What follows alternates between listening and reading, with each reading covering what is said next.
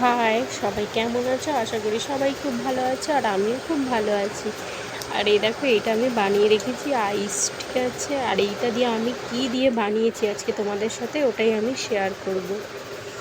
দেখো যা গরম পড়েছে, আর তারপর আমরা তো সবাই সাবানটা ব্যবহারও করি না। আমাদের স্কিনের জন্য সাবানটা কিন্তু একদমই ভালো নয়।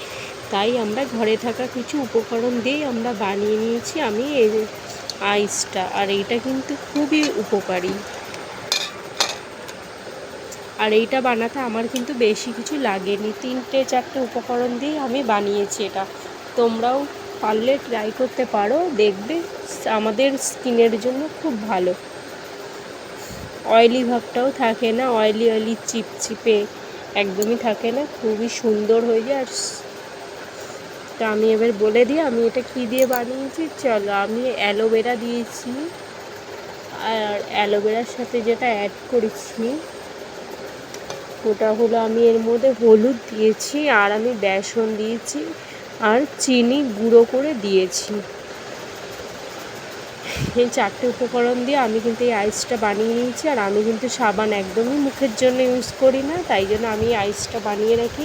আর দেখো, আমরা মেয়েরা সংসারে কাজবাজ করতে এত ব্যস্ত থাকি, সারাক্ষণ নিজেদের শরীরের যত্ন নেওয়া তো দূরের কথা, মানে আমাদের ঠিক করে কিছুই ভালো মতন হয় না কিন্তু। কারণ আমরা সংসারের দায়িত্ব পালন করতে করতে আমরা নিজেরাই ভুলে যাই যে আমাদেরও মানে একটা জীবন আছে, আর আমাদেরও কিছু মানে শখ আহ্লাদ কিছু আছে।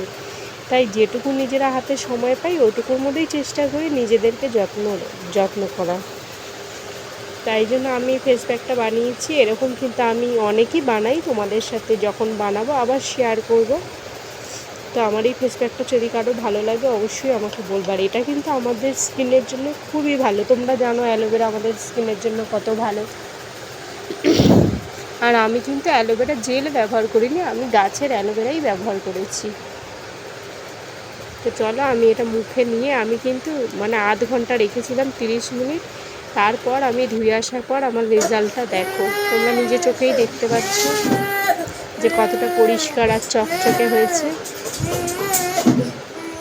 তোমরাও বাড়িতে বানাবা। Tata, bye bye.